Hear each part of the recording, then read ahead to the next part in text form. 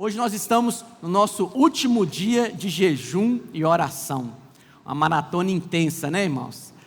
Muitos irmãos, alguns irmãos estiveram presentes de manhã e de noite, todos os dias. Eu louvo a Deus pela vida dos irmãos. E nós estivemos juntos esses 21 dias orando, buscando a Deus, crescendo em fé. E meditando, obviamente, nos capítulos do livro, palavras inspiradas, palavras direto do trono de Deus para as nossas vidas. E hoje nós vamos compartilhar o último capítulo do livro: Espírito de sabedoria e revelação, no pleno conhecimento do nosso Senhor Jesus Cristo. Olha, nós temos dito, e isso é de fato a vontade de Deus, é fazer abençoar você. Deus, Ele fala conosco, e a linguagem do Espírito são visões e sonhos. Pastor, mas a palavra não é a maneira de Deus falar conosco? Sim, a palavra de Deus é a maneira básica, primordial, que Deus fala com os seus filhos. Mas a linguagem do Espírito também são visões e sonhos. Todavia, não podem contradizer a palavra de Deus. Então, por exemplo, você tem uma visão, um sonho no seu coração, o que você vai fazer? Vai checar com a Bíblia, para ver se está em linha com a palavra de Deus. Agora, em linha com qual palavra de Deus? Em linha com a verdade atual. Qual que é a verdade atual? A mensagem do Evangelho. A lei de Moisés é palavra de Deus? Sim, porém não é a verdade atual. A lei de Moisés, há 2.500 anos, 3.000 anos atrás, era verdade para aquela época. Mas desde que o Senhor Jesus veio, morreu e ressuscitou, então veio uma nova verdade. Que nova verdade é essa? A mensagem do Evangelho. Então, toda imagem, todo sonho, toda visão que você tem da parte de Deus, tem que estar em linha com essa mensagem, com a palavra de Deus, com a verdade atual, que é a mensagem do Evangelho. Quando eu falo visões, sonhos, eu não estou necessariamente falando acerca de visões proféticas, do futuro das nações, não. Eu estou falando, aplicando na sua vida. Deus quer fazer algo em você. Deus quer fazer algo na sua casa. Deus quer fazer algo nas suas finanças, no seu ministério. E antes de Deus fazer, Deus cria uma imagem dentro de nós. Pastor, por que é importante nós termos imagens corretas da parte de Deus? Imagens condizentes com a mensagem do Evangelho. Porque inevitavelmente, presta atenção no que eu vou te dizer, essas imagens irão sair de você através de palavras. E essas palavras irão criar uma realidade. Então, a realidade que você está vivendo hoje, se você não está gostando daquilo que você está vivendo ou vendo naturalmente, mude o coração. Porque o coração, diz a Bíblia, é onde vai jorrar as fontes da vida. Quantos entendem o que eu estou dizendo? Então, por exemplo, não adianta, nós temos meditado, o tema do nosso período de jejum foi eu criei, por isso falei. Mas não adianta ter um falar desconectado com o que vai dentro. Então, por exemplo, você olha para o seu marido e você pede ao Senhor: Senhor, transforma meu marido é homem de Deus, cheio do Espírito. Mas dentro de você, qual é a imagem que você tem do seu marido? É um miserável, pinguço. Não adianta confessar o contrário. É preciso, não vai acontecer nada, porque é preciso que aquilo que você fala esteja alinhado com a imagem que você carrega dentro de si. Por isso que é importante você ter imagens de Deus. Pastor, como é que eu crio essas imagens? Pede a Deus. Mas sabe o que é maravilhoso? É que na palavra de Deus já tem inúmeras imagens de fé. Deus quer que você leia a palavra, que você absorva da palavra, que você visualize as imagens de fé que Deus deixou ali na palavra, para criar essas imagens, gerar essas imagens de fé no coração dos seus filhos, para que essas imagens, uma vez proferidas, se transformem em palavras, se tornem em realidade na sua vida. A Bíblia, por diversas vezes, compara o homem como uma árvore, não é verdade? Inclusive lá no Novo Testamento, nós ministramos recentemente acerca do segundo toque. Jesus, quando curou, deu o primeiro toque ali naquele cego, ele disse que estava vendo homens como que árvores. Porque na palavra de Deus, nós vamos meditar aqui em algumas imagens da palavra de Deus, imagens de fé, que nos compara como árvores. E olha, presta atenção no que eu vou te dizer. É muito importante você tomar cuidado com aquilo que você acredita. Porque aquilo que você acredita vai se tornar realidade na sua vida. Então não existe aquela conversa de, tá vendo? Não falei que ia acontecer? Tá vendo? Eu já estava sentindo que isso ia acontecer. Não. É porque você estava imaginando, porque você já estava prevendo antes, é que se tornou realidade. Quantos entendem o que eu estou dizendo? Então, encha o seu coração de imagens de fé. Encha o seu coração com imagens que o Senhor estabeleceu para você. Que como você se vê? A Bíblia diz que você é nova criatura. Você tem que concordar com a palavra de Deus. Então eu sou nova criatura, eu sou filho de Deus, eu sou separado para o meu Pai, eu fui feito co-herdeiro com Cristo, tudo que é de Cristo é meu. É isso que eu sou, nova criatura. Quando você se vê alinhado com aquilo que a palavra de Deus diz a seu respeito, é isso que você vai experimentar na sua vida real. Então lá em Jeremias 17, projeta por favor versículo 7, olha uma imagem de fé que está na palavra para o seu coração. A palavra de Deus diz assim: bendito o homem que confia no Senhor. Quantos confiam no Senhor aqui? Aleluia. E cuja esperança é o Senhor. O que é esperança? É esperar. Então, eu confio no Senhor, eu não espero de homens. Quando aquele meu parente ganhar a política. Quando aquela pessoa, se ele prosperar, então eu vou ser abençoado. Não confie em homens. A sua esperança não está nos homens, está me entendendo? A sua esperança é o Senhor. Quando você tem essa imagem, quando você tem essa crença correta, que você confia no Senhor, que você não espera de homens, que você espera do Senhor, algo acontece na sua vida. Agora, olha a imagem desse homem, que sou eu e é você. Olha como é que ele nos coloca na palavra. Porque ele é como árvore plantada junto às águas. Primeira coisa que o texto diz: você é como árvore plantada. Você não é uma árvore que cresceu por si só, criando aí uma floresta desalinhada de tudo quanto é jeito. Não, você foi plantado. Plantado por quem? Quem é o jardineiro que nos plantou? É o próprio Deus. E o que Deus faz ao nos plantar? Qual é vamos dizer assim, o desfrute de um jardineiro? Quando ele faz ali o projeto de um paisagismo, e ele planta ali árvores, plantas, flores, aquele jardim, ele desfruta daquilo. Da mesma maneira Deus pegou você e te plantou. E quando Ele olha para você, e aqui nós temos várias árvores, quando Ele olha para você, isso é o desfrute dEle. Quem é plantado é cuidado. Quem é plantado, ele é guardado, ele tem suprimento. Porque quem cuida dele é quem o plantou. E quem o plantou foi o próprio Deus.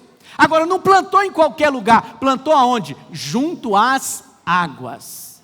Há suprimento de Deus para a sua vida. E aí, ao ser plantado junto às águas, olha o que o texto diz: que estende as suas raízes para o ribeiro. Você foi plantado pelo próprio Deus junto às águas, e as suas raízes estão estendidas para os ribeiros de água, águas vivas, águas que procedem do próprio Deus. É uma imagem de fé, uma imagem apropriada.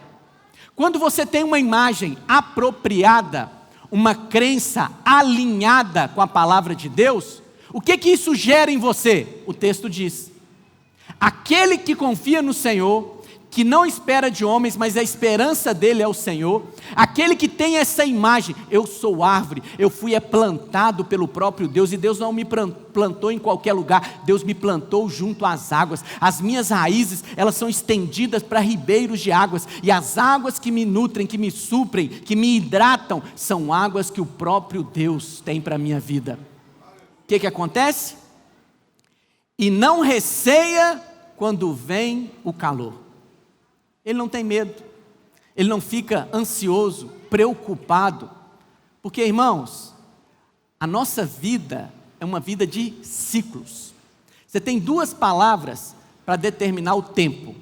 Pode ser o cronos. Cronos é o quê? É o tempo cronológico. É um dia depois do outro, é uma hora depois de outra hora, é uma semana depois de outra semana. Esse é o tempo cronológico. Mas há outra palavra também para tempo, que é kairos, o kairos de Deus. São os tempos de Deus na nossa vida, os ciclos de Deus, o agir de Deus em nós. Então, desde que Deus fez a terra, já está determinado. Enquanto existir essa terra, vai ter calor e vai ter frio. Vai ter verão e vai ter inverno. Vai ter chuva e vai ter seca. São ciclos determinados.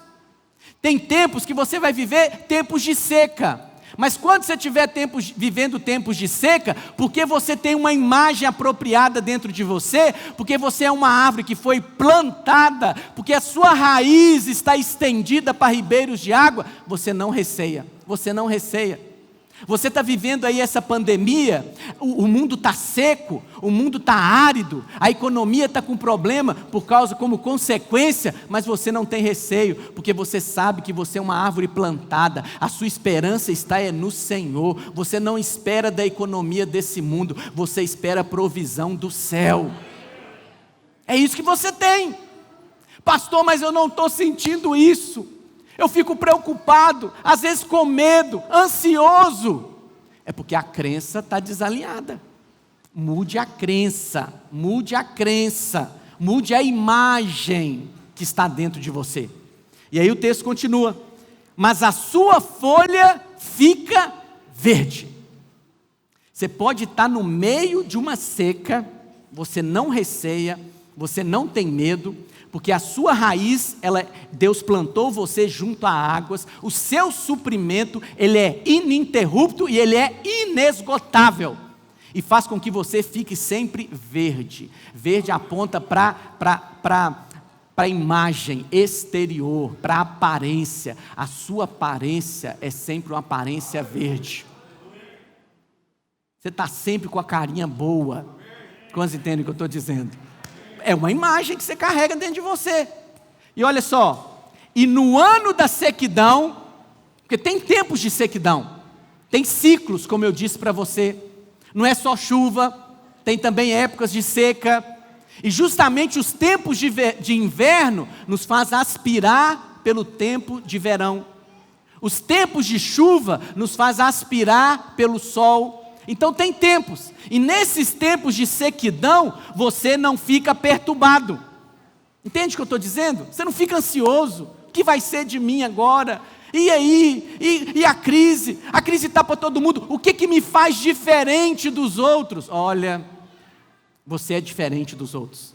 Você carrega dentro de você a vida do próprio Deus. E Deus faz distinção entre quem é filho e quem não é. Você tem um pai, e esse pai cuida de você. Ele plantou você. Aonde ele colocou você é um lugar que há provisão para a sua vida. Nem deixa de dar fruto. Olha que bênção. Tem um ano da sequidão, um ano de seca, um ano onde se espera que não dê fruto nenhum, mas a promessa de Deus para a sua vida é que, mesmo em anos de sequidão, você não vai deixar de dar fruto. Sabe o que eu louvo a Deus também? Nessas últimas semanas, 3 células se multiplicaram. 3 ou 4 semanas apenas. Por quê? Mesmo em tempos de restrição, mesmo em tempo onde as pessoas estão aí um pouco amedrontadas, nós não deixamos de dar frutos, porque nós somos árvores plantadas. Quantos são árvores plantadas aqui? É uma imagem que o Senhor tem para você. Se veja assim, porque quando você tem essa crença alinhada dentro de você, você vai experimentar isso. Você vai experimentar, mesmo em tempos de sequidão, mesmo em tempos de tribulação, você vai experimentar esse descanso que excede todo entendimento. Não queira ser compreendido pelas pessoas, né, que ainda não têm o Senhor, porque a Bíblia diz que você é como o vento. Você vai, não sabe de onde vem, nem para onde vai. Você não conseguem te decifrar, você é indecifrável. Eles veem a sua paz, a sua tranquilidade, a sua alegria e não conseguem entender. Por quê? Porque você é uma árvore plantada, cuidada, regada pelo próprio Deus. É isso que a Bíblia diz a seu respeito e é assim que você é. Amém, meus irmãos? Mas tem outras imagens. Lá no Salmo 92, versículo 12, olha a imagem, Salmo 92, 12, que o Senhor vai colocar a meu respeito e a seu respeito. O justo florescerá como a palmeira. Aqui palmeira, essa palmeira aqui é a palmeira do Oriente, né? Que Israel está no Oriente. E essa palmeira aqui na realidade é uma tamareira, é uma árvore que dá tâmaras. O que a Bíblia está dizendo? Quem é justo aqui, irmãos? Você é justo, porque você foi justificado pela fé. A sua justiça não é resultado do seu comportamento. A sua justiça você recebeu como um dom, um presente de Deus. Deus fez Cristo pecado por nós, para que nós fôssemos feitos justiça de Deus. Então você é essa palmeira. E olha, lá em Israel, né, quando o Senhor estava ali prometendo o povo dele que daria uma terra para esse povo, a terra de Canaã, Deus falou que essa terra é uma terra que mana leite e mel. Não é uma terra que tem leite e mel, ela mana, ela flui leite e mel. Mas esse mel não é o mel só de abelha. Esse mel é o mel da tâmara. Por quê? Porque a tamareira, né, ela dá lá os frutos da tâmara, quando ela fica carregada de tâmaras, é uma árvore muito bonita de se ver, e a tâmara, quando ela fica muito madura, ela solta um melado. É uma única fruta que tem essa característica. Um melado. É tão doce que faz um mel. Então esse mel é um mel de tâmara. E olha, você é essa palmeira. De você sai esse doce. Doce da presença do Santo Espírito de Deus dentro de você. E sabe o que acontece esse doce? Atrai as pessoas querem estar perto de você, as pessoas querem ouvir você, que elas dizem, não, quando você chega, quando você fala, eu me sinto até melhor, quando dizem amém. Essa é a promessa de Deus, você é como essa tâmara, palmeira, crescerá como o cedro do Líbano. O cedro é uma árvore, né, frondosa, bonita, e aqui ele está dizendo que é como o cedro do Líbano. E o cedro tem uma característica. O cedro ele enverga, mas não é arrancado pela sua raiz. Então, por exemplo, principalmente os cedros do Líbano, eles são plantados lá, né, perto do mar Mediterrâneo, e tem uma característica climática. Há muita tempestade, muitos ventos fortes. E quando essas tempestades vêm, os cedros eles até se curvam, mas eles não são arrancados em suas raízes, porque são raízes fortes. Esse é você. Você passa por tempestades, essas tempestades chegam até te curvar, mas elas não podem te arrancar. Você não é derrubado por nenhuma tempestade, por nenhuma tribulação, porque você é como o cedro do Líbano. Amém? Mas onde é que você é plantado? Continua o texto, por favor. 13. Plantados aonde, meus irmãos? Na casa do Senhor.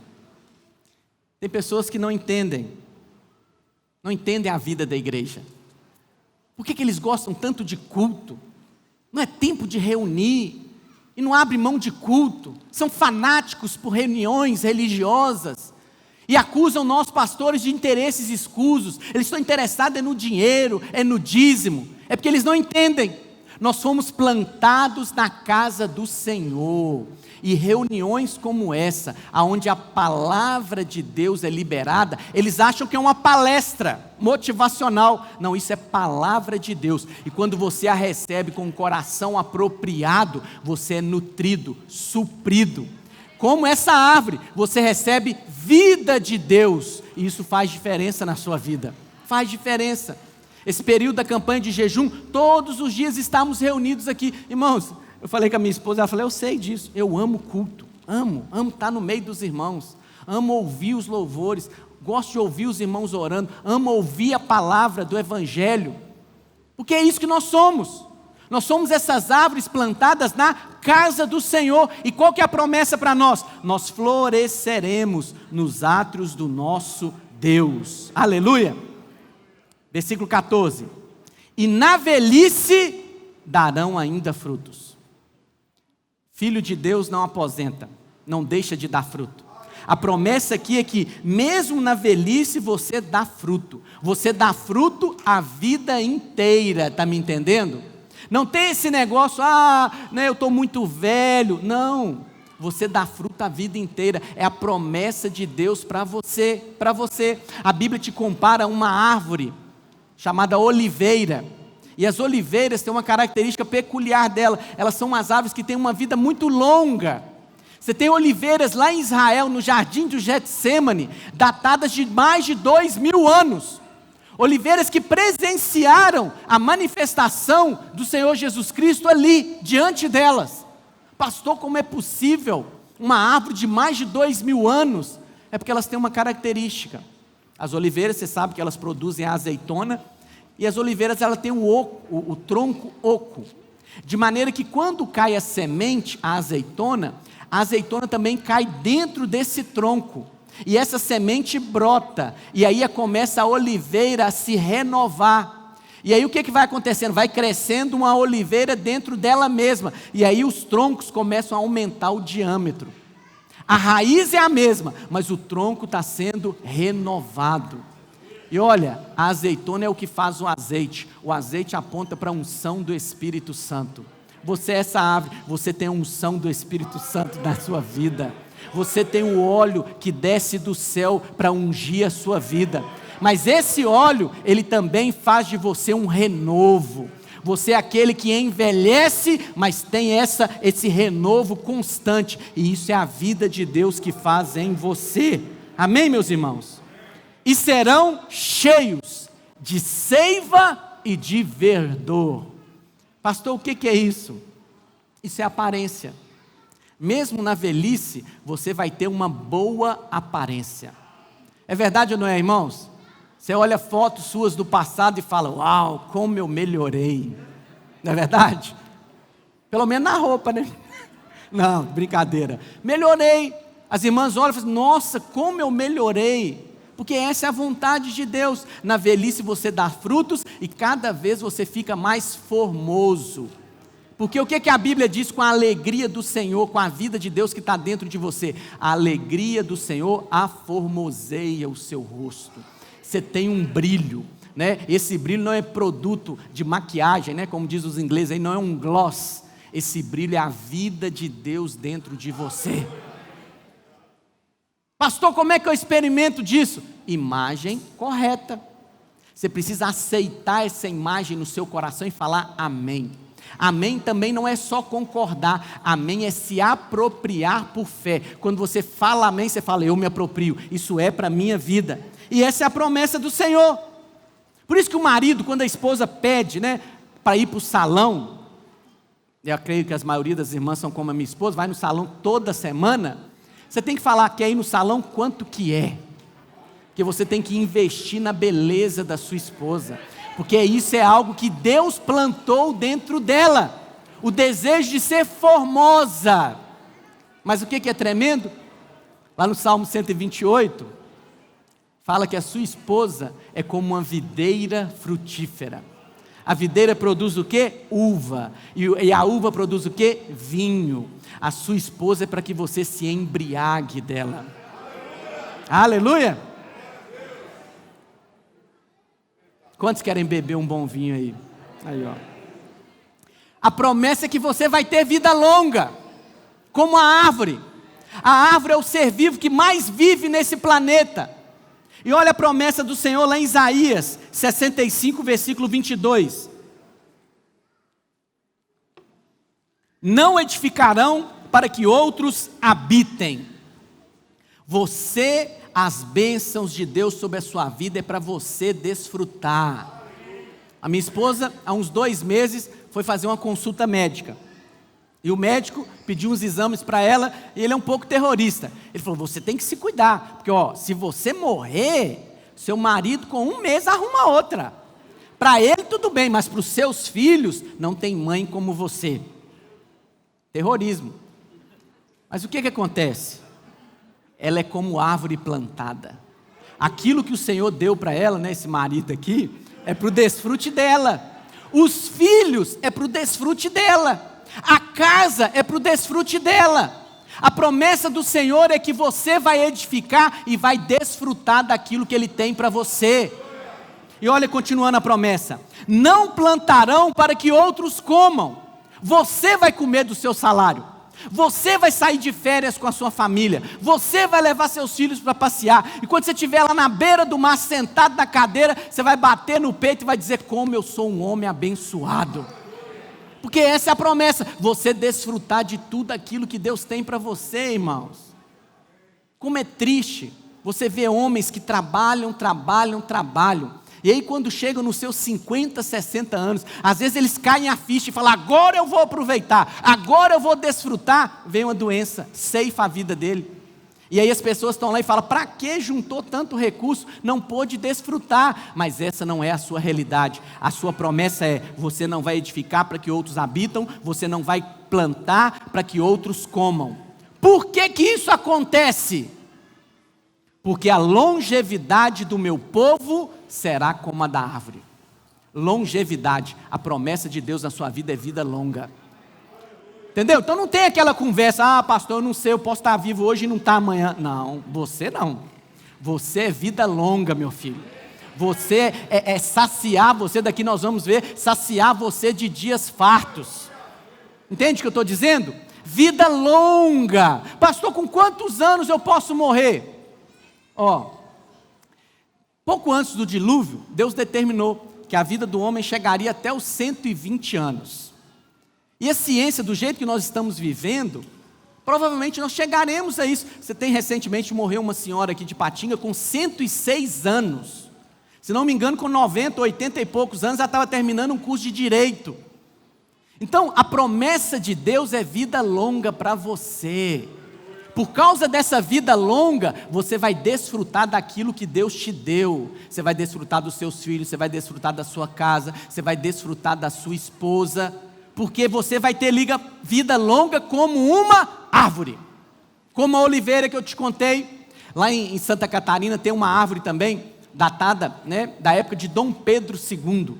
Dom Pedro II chegou lá em Santa Catarina e escreveu o nome na árvore. Até hoje está lá, só que o nome está lá no alto agora. 140 anos, a árvore está lá ainda. É promessa de Deus para a sua vida. Promessa de Deus. E os meus eleitos desfrutarão de todas as obras das suas próprias mãos. Quando dizem amém? É a promessa de Deus, irmãos. Você tem que se apropriar dessa imagem. Você tem que crer que isso é promessa e é para a sua vida. Pastor, mas o senhor falou aí 120 anos, né? Mas está lá na palavra de Deus. Foi Moisés que escreveu o Salmo 90. Ele falou que a vida do homem é até os 70. Depois disso é só cansaço. Quantos já viram esse salmo? Pois é. Mas olha, com quantos anos Moisés, o autor do salmo, foi chamado para libertar o povo de Israel? Com 80 anos. 80 anos. O que Deus estava dizendo para Moisés? Moisés, você está achando que depois dos 70 é só cansaço? Mas eu estou te provando que comigo, a minha presença contigo, A história é outra. A história é: até na velhice você dá fruto.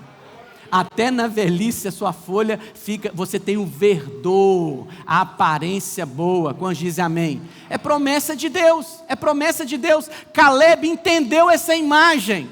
O que a Bíblia diz? Caleb, já ali com Josué, já tinha entrado na terra. Caleb escolheu ali Hebrom, a terra de Hebrom, onde habitavam os gigantes. E o que Caleb disse para Josué? Tal qual era a minha força há 40 anos atrás, ainda é hoje. E aquele senhorzinho de 80 anos, 80 e poucos anos, conquistou uma terra de gigantes. E o que ele disse? Tal como pão, eu vou devorar esses gigantes. É a promessa de Deus. É a promessa de Deus. Você precisa se apropriar, ter essa imagem dentro de você, como eu disse no início da palavra, porque essa imagem correta vai sair através de palavras da sua boca, e essas palavras irão criar realidade. Salmo 91, 16, falando sobre a longevidade. Olha a promessa.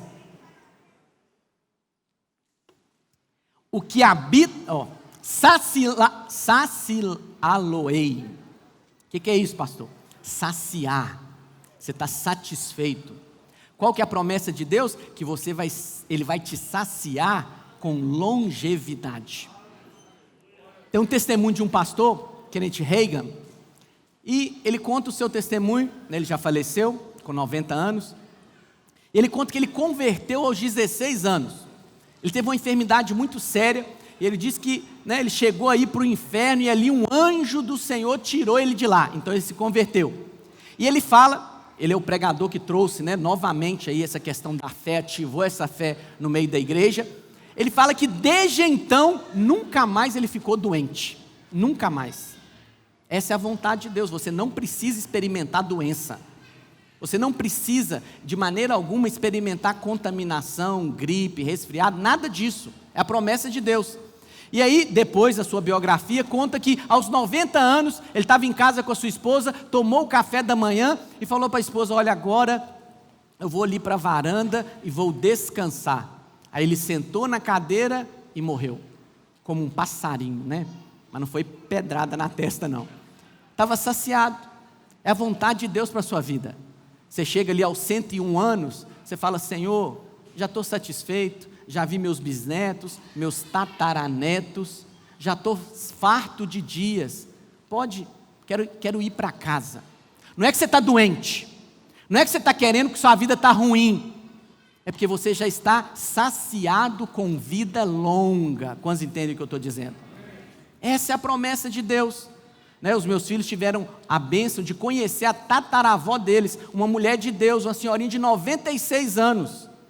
E quando ela faleceu como um passarinho, sem enfermidade, sem sofrimento.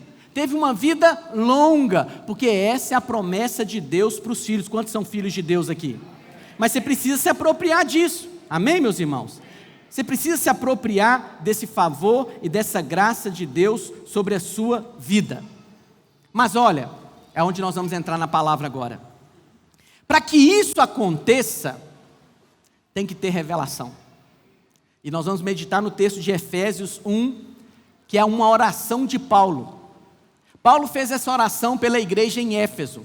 E é uma oração que está escrita para mim e para você, uma oração que nós temos que fazer todos os dias. Por quê? Porque revelação, meus irmãos, é que o diabo combate. Ele resiste nas nossas vidas. Por quê? Porque ele sabe que o crente, o filho de Deus que tem revelação, nada pode detê-lo. Ele tem fé, ele tem ousadia, ele se apropria das promessas de Deus, ele só quer saber qual é a promessa, para ele chegar e falar: é minha, eu me aproprio pela fé. Paulo poderia orar pelo crescimento das igrejas? Sim, ele até trabalhava por isso, mas ele não orava. Paulo poderia orar por cura nessa oração? Sim, ele cria em cura. Mas a oração que ele fez, nós vamos ler aqui, é uma oração pedindo espírito de sabedoria e revelação no pleno conhecimento do Senhor Jesus Cristo. Porque qual que é, aquilo que é mais importante, é que o diabo vai mais resistir. Então tem irmãos que às vezes falam assim: pastor, já tem tanto tempo ouvindo a mensagem do Evangelho da Graça, agora eu entendi. Não é motivo para nós ficarmos, frustrados. Agora que você entendeu, nada disso. É porque é totalmente resistido. O diabo não quer que você tenha revelação do que significa viver na dispensação da graça. Do que significa receber sem merecer. Qual é a sua herança? Ele não quer. Olha o que o texto vai dizer. Efésios 1, versículo 16. Não cesso de dar graças por vós. Paulo está dizendo, olha, eu dou graças por essa igreja. Nós temos que dar graça. Eu dou graça pela igreja. Nós damos graça pelos nossos discipulados. Nós damos graça pelas nossas células. Você que é líder de célula, você tem que olhar pela célula, olhar para os irmãos da sua célula e dar graças a Deus por eles. Vê aquilo como um presente de Deus para a sua vida. E tudo que Deus te dá é bom. Paulo está dizendo, não cesso de dar graças. Sempre dou graças por vós, fazendo menção de vós nas minhas orações. Então o que nós fazemos? Enquanto pastores, e até mesmo você como discipulador, líder de célula, você ora por aqueles que o Senhor tem te dado, tem confiado a você. E olha, eu oro pela igreja, eu oro pelos pedidos que chegam até a mim, os irmãos oram pelos seus discipulados, os líderes de célula oram pelas suas células, porque é da vontade de Deus. E toda vez que você ora por alguém, você se conecta àquela pessoa. Você cresce em autoridade sobre a vida dela. Então, por exemplo, todo pai e toda mãe já tem autoridade sobre os filhos. Mas quando o pai e a mãe oram por esses filhos, essa autoridade cresce de nível. Quantos entendem o que eu estou dizendo? Então tem que orar. Orar para quê? Para que o Deus de nosso Senhor Jesus Cristo. Então só há um Deus. Qual que é o Deus? É o Deus e Pai de nosso Senhor Jesus Cristo. Ah, nós servimos o mesmo Deus. Então você tem que perguntar, qual é o Deus que você serve? Porque o meu Deus é o Deus e Pai de nosso Senhor Jesus Cristo. Aquele que não é o Pai, o Deus e Pai de nosso Senhor Jesus Cristo, é do diabo. Só há um Deus. Amém, meus irmãos? O Pai da glória. Quantos são filhos de Deus aqui? Então você é a glória. Você é a glória de Deus. Os meus filhos são a minha glória. Eles não precisam fazer nada. Só do fato de estar ali brincando, às vezes pulando em cima da minha cama, é a minha glória. Você foi chamado por Deus, foi escolhido por Deus. E naquele dia, onde uma multidão, a Bíblia vai dizer que um incontável número, uma multidão tão grande que não dá para contar, vai estar em pé diante do trono do Pai. E aquilo vai ser a manifestação da glória do Pai. Você é essa glória. Amém, meus irmãos?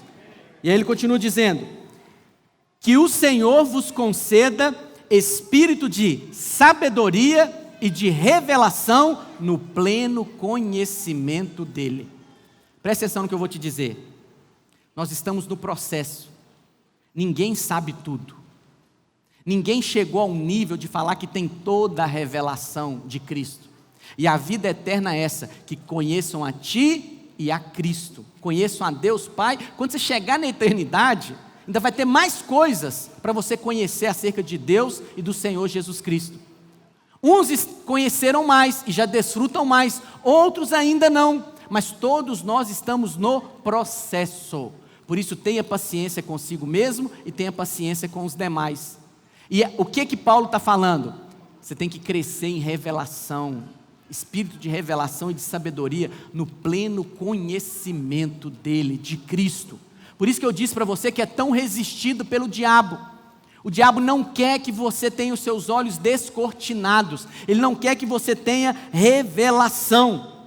E aí o texto continua dizendo, 18, iluminados os olhos do vosso coração. Amém? Tem alguém? Efésios 1, versículo 18. Iluminados os olhos do vosso coração. Não é os seus olhos naturais, é o olho do coração. Lembra que eu disse para você que no coração você tem imagens. Para você poder se ver como uma árvore plantada junto a ribeiros, para você se ver como aquele que tem vida longa, longevidade como uma árvore, para você se ver como aquele que vai ser saciado de longevidade, você precisa ter os olhos do seu coração iluminado. Você precisa orar por isso. Senhor, ilumina o meu coração, me dê imagens no meu coração. Por quê? Porque as imagens que eu carrego dentro de mim vai se transformar em palavras, e essas palavras vão criar realidade. Por isso que não é, às vezes a pessoa pensa assim, fica lá divagando, imaginando coisas, né? A maioria das vezes coisa ruim. Isso não é inofensivo. Aquilo que você imagina, diz a Bíblia, que será. Então, cuide do seu coração. Cuide daquilo que entra no seu coração. Porque isso que você imagina vai se realizar, vai se tornar realidade. E aí ele diz, para saberdes, saber. E aqui ele vai falar 3 coisas. Por que Paulo está orando por espírito de revelação e sabedoria no pleno conhecimento de Cristo? Para que você saiba, mas saiba com a mente? Não. Saiba só teoricamente? Não. Saiba no coração, tendo o coração iluminado. Primeira coisa, qual a esperança do seu chamamento? Pastor, que chamamento é esse? Um chamamento ministerial? Não. É o chamamento que Lázaro recebeu quando ele estava morto. Lembra? Jesus estava na porta do sepulcro, eles tiraram a pedra e Jesus falou, Lázaro, vem para fora. Lázaro estava morto e recebeu vida. A Bíblia diz que nós estávamos mortos nos nossos delitos e pecados, mas um dia Deus nos chamou, e você ouviu o chamado de Deus e veio da morte para a vida. E Ele te chamou da morte para a vida, para você experimentar de vida abundante. E é uma esperança. Esperança de quê? De coisa ruim? Não! Uma esperança de coisas boas. Deus não te tirou da morte para falar, olha, cuidado que eu vou te mandar de volta para o cemitério. Porque para Deus esse mundo é um cemitério, cheio de mortos-vivos, zumbis. Deus não faz esse tipo de coisa. Cuidado, como é que você está cuidando da sua salvação, porque senão você pode perdê-la e voltar para o túmulo. Jamais, isso não é esperança. Esperança é, Ele me chamou da morte para a vida e Ele tem coisas boas para mim. Precisa de revelação, irmãos. Você tem que acordar todo dia com uma santa expectativa. O que Deus está fazendo para me abençoar? Mesmo diante da adversidade, você olha para o seu problema e fala, o diabo está se levantando porque ele sabe, a bênção já está às portas. Deus tem uma movimentação angelical a meu favor. Tem glória de Deus para se manifestar na minha vida. Quando dizem amém? É isso que você tem que entender. Pastor, mas eu pequei. Será que o Espírito saiu de mim? Não, ele continua em você. Deus te chamou para a vida, não para as trevas. E uma vez que você recebeu a vida do próprio Deus, não tem como você voltar para o túmulo.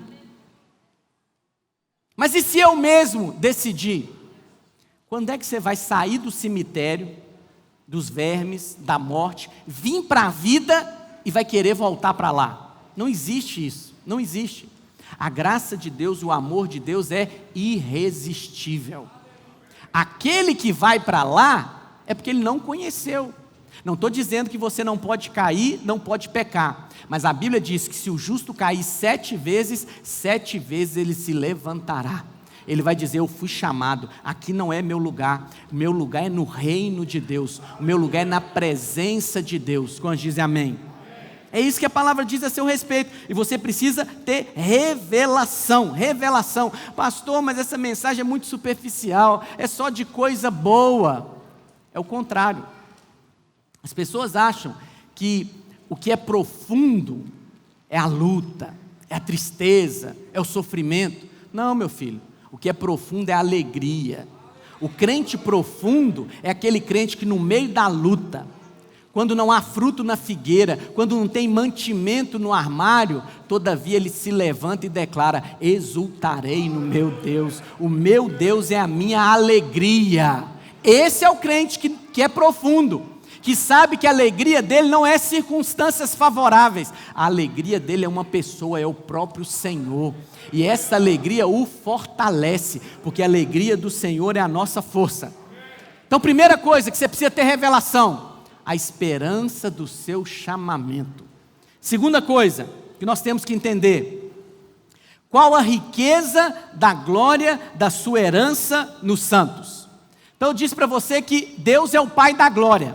Você é a glória de Deus. Amém? Mas Ele é a sua herança. Eu sei que às vezes podemos pensar que a nossa herança são as ruas de ouro, as mansões celestiais. Ok, você vai experimentar disso também lá na glória. Mas a herança maior, a herança primordial, aquela que você tem que desfrutar dela, é a presença do próprio Deus. Deus se deu a você. E essa herança é nos santos, ela já é dentro de você. Você já tem a vida de Deus. Você já pode desfrutar dessa herança. Por isso que você pode proclamar: meu Deus e meu Pai. Esse pronome de possessão, você vai desfrutar dele plenamente na glória. Mas aqui você já pode desfrutar dessa herança. O seu Deus é a sua própria herança. Quantos dizem amém?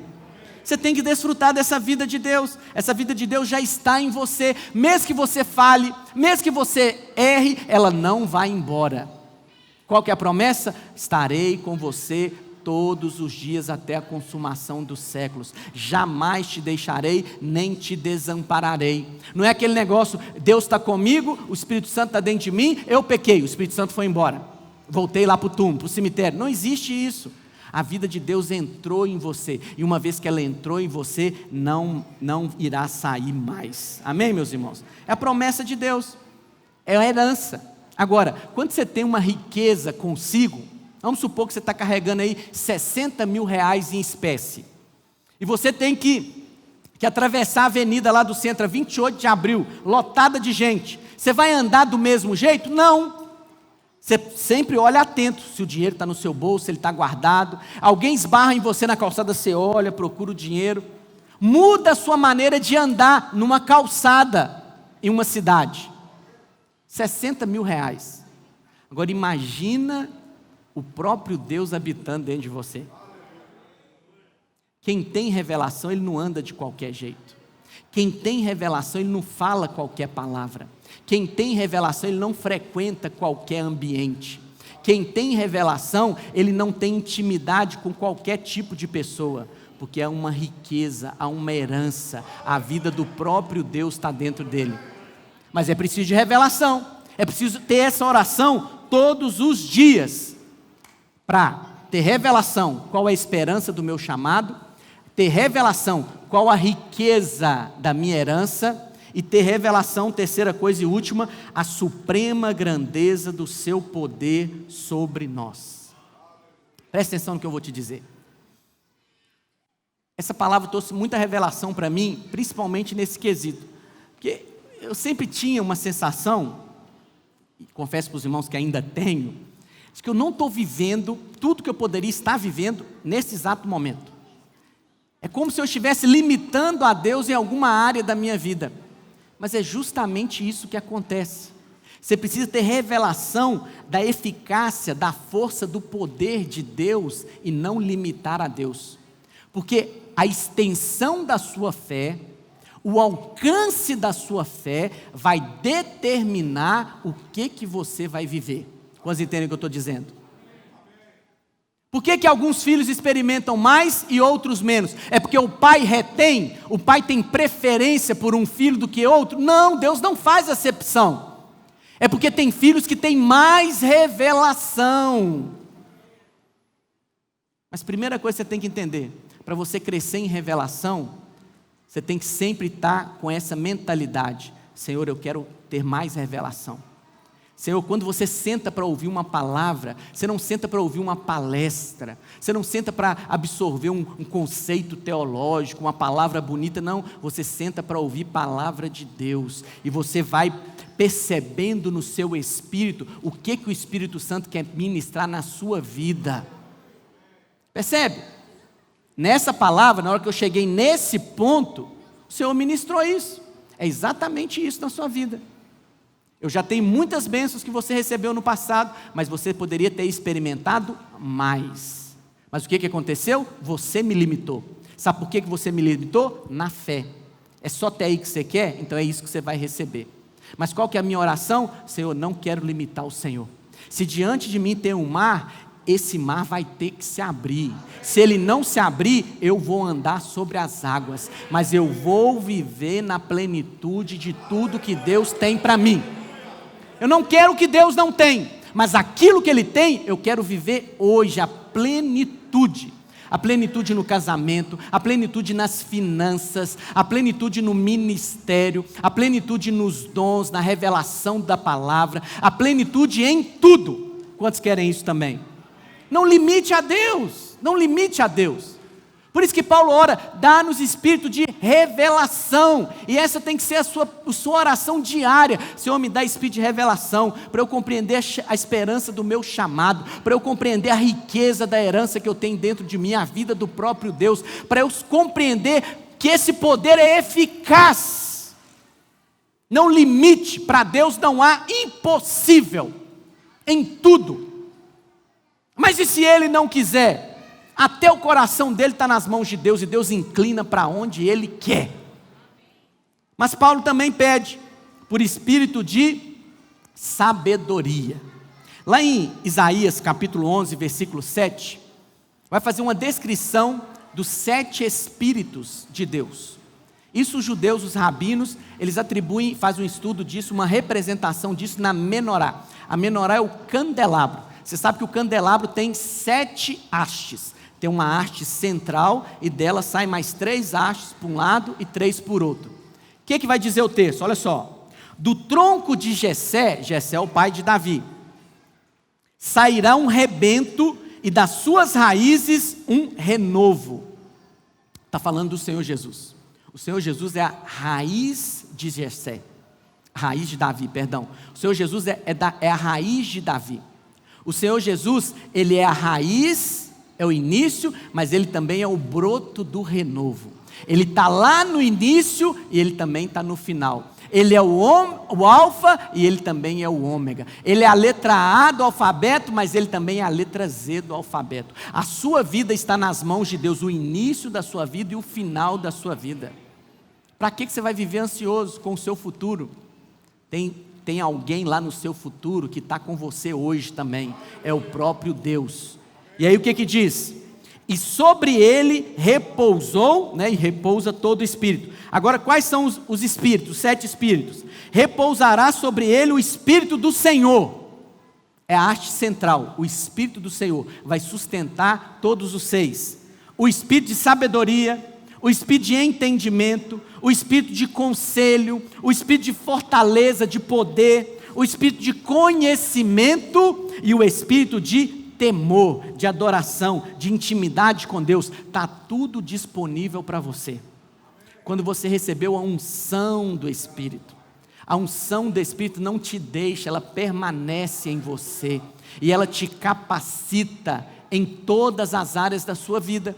E esse espírito de sabedoria, meus irmãos, não é só sabedoria para as coisas de Deus, não, é sabedoria em todas as áreas da sua vida.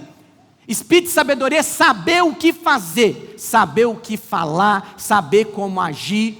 Então, por exemplo, você está no início do seu casamento, né?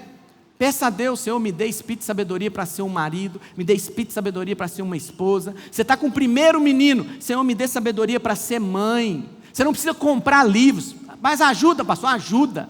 Mas você tem um espírito dentro de você, e esse espírito é um espírito de sabedoria, te ensina a respeito de todas as coisas. Todas as coisas. Você foi promovido no trabalho: Senhor, me dá espírito de sabedoria aqui, eu preciso saber conduzir essa empresa, essa promoção. Você tem um desafio no seu local de trabalho, é Deus que está te desafiando, porque o diabo não te desafia para te levar a crescer.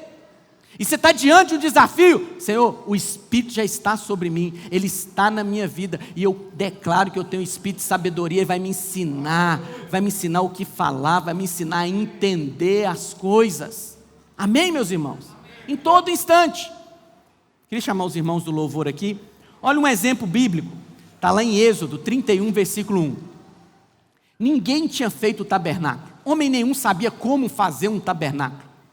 Mas Deus deu o quê? Espírito. A quem? A Bezalel. Olha o que diz. Êxodo 31, versículo 1. Disse mais o Senhor a Moisés: eis que chamei pelo nome a Bezalel, filho de Uri, filho de Ur, da tribo de Judá, e enchi do Espírito de Deus de habilidade, de inteligência e de conhecimento. Temos que orar por isso todos os dias. Em todo artifício, para elaborar desenhos e trabalhar em ouro, em prata, em bronze, para lapidação de pedras de engaste, para entalho de madeira, para toda sorte de lavores. O espírito de sabedoria. Ora, Senhor, me dá o espírito de sabedoria para saber todas as coisas, em todas as áreas da minha vida. Mas me dá também o espírito de revelação, no pleno conhecimento do Senhor Jesus Cristo. Eu quero saber a esperança do meu chamado, a riqueza da glória, a riqueza da minha herança. Deus habita dentro de mim. O que é ter Deus habitando? Não é pouca coisa, irmãos. Você não pode viver como qualquer um que não tem Deus dentro de você. E qual que é a eficácia do poder? O que é o poder de Deus disponível para mim? Eu vivi uma experiência tremenda essa semana. O meu computador, como diz os meus filhos, ele bugou. Deu um problema lá no meu trabalho. E eu não tinha feito o backup dos meus prontuários desde o dia 13 de março. Isso foi essa semana, segunda-feira, se não me engano. E aí eu mandei para o técnico, ele queimou lá um negócio lá no computador. E eu falei com ele assim: os meus arquivos do dia 13 de março, eu não fiz o backup. Ele falou: perdeu tudo. Você está ficando doido? Como é que eu vou saber o que eu vou fazer? O que esse cliente já acertou? O que eu combinei com ele? Qual o procedimento? Não tem como ter dado. Ah, mas não tem. Já uns 2 ou 3 dentistas aí perderam tudo. Eu falei: comigo vai ser diferente. Senhor, não sei o que o senhor vai arrumar, mas o senhor vai fazer alguma coisa. Aí eu peguei um notebook, que já tinha um programa instalado, liguei, ele mandou lá a peça consertada, liguei para a empresa, acessei lá o TeamViewer, e a moça, ou o rapaz, sei lá, começou a mexer. Aí ele instalou o programa, e das outras vezes que eu fiz isso, ele me perguntava: doutor, onde está o backup? Então eu instalava o pendrive, e ele puxava o backup e restaurava o meu programa. Dessa vez ele não perguntou. Aí eu estou olhando na tela lá, ele mexendo lá de São Paulo, ele puxou um backup e falou: doutor, agora testa o seu programa. Na hora que eu abri o programa, estava no dia certinho com todos os dados. Eu falei: só pode ser Deus. Aí eu liguei para o técnico e falei assim: rapaz, o programa estava lá. Aí ele falou: ah, isso é sorte, é porque ela gravou um backup lá sem te falar em outro lugar. Eu falei assim: não é sorte não, isso é Deus.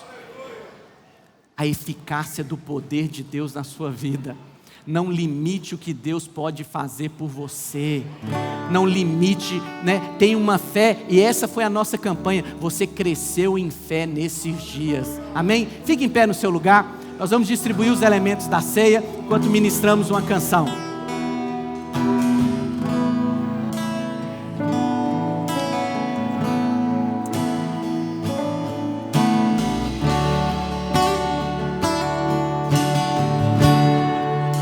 Por toda a minha vida, ó Senhor, te louvarei, pois meu fôlego é a tua vida, e nunca me cansarei. Posso ouvir a tua voz, é mais doce do que o mel, que me tira dessa cova e me leva até o céu. Já vi fogo e terremotos, vento forte que passou. Já vivi tantos perigos, mas tua voz me acalmou. Vamos cantar! Tu das ordens às estrelas,